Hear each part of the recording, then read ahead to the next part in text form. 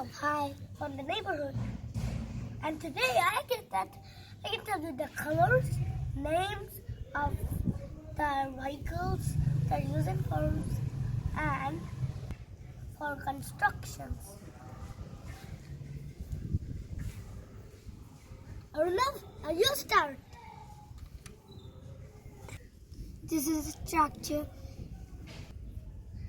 This is a tractor, and this don't have a trolley, and it don't have a steering. This is the tractor. That's what I call tractors, because it has a trolley and grass in it. Yeah. And it has blue colors, green and orange, yellow and red. And they're used by farmers, and they're very helpful to us because they can, look, we can take on it and put another thing and go cut the crops. So it's very good.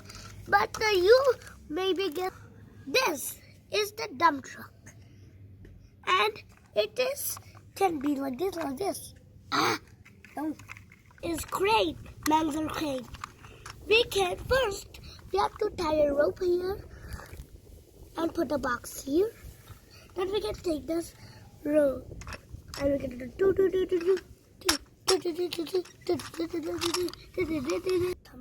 This is a driller.